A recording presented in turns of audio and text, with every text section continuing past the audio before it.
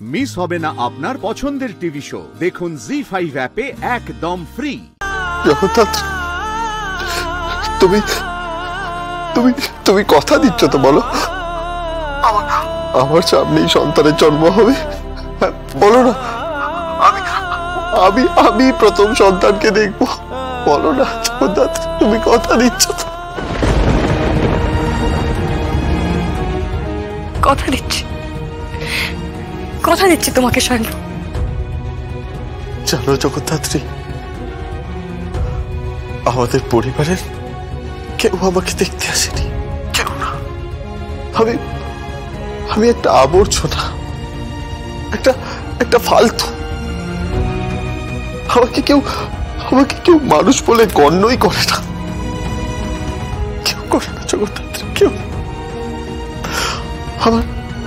আমার কেউ নেই। আমার মা নেই, আমার বাবা। কে?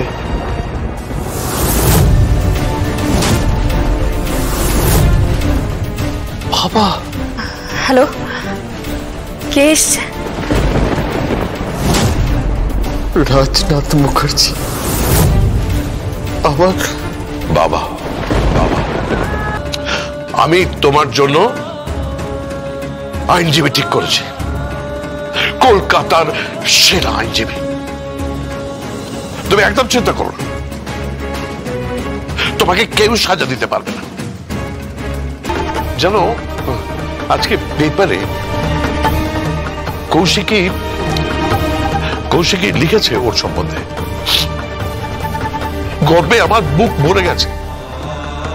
ওর মতো একটা মেয়ে আমাদের বাড়িতে, কৌশিকী লিখেছে একটা সামান্য নারীর প্রকাণ্ড হয়ে ওঠার গল্প, তার লড়াইয়ের গল্প। সে হারতে শেখেনি, সে আজও লড়াই চালাচ্ছে তার স্বামীর জন্য। তুমি কার সাথে কথা বলছো? জগদ্ধাত্রী। দাও ফোনটা, দাও আমাকে, দাও। হ্যালো জগদ্ধাত্রী, আমি বাবা বলছি। হ্যাঁ বলুন না। না বলুন না নয়, বলো বাবা বলুন। হ্যাঁ বাবা বলুন। জগদ্ধাত্রী দেখো, আমি তো আইনের দিকটা আমি দেখে দিচ্ছি। আমি আইনজীবী নিয়ে যাচ্ছি। তুমি কিন্তু আমার ছেলেকে ছাড়িয়ে আনবে।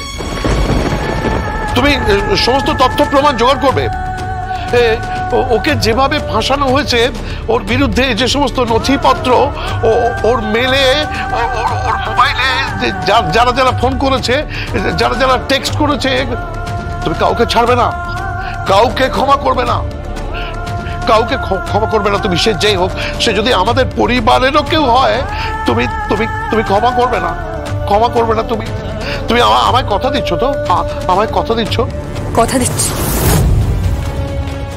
দিচ্ছি বাবা, আপনার ছেলেকে আমি সসম্মানে মুক্ত করে আনবো। জি5 ডাউনলোড করুন আর সব এপিসোড দেখুন একদম ফ্রি।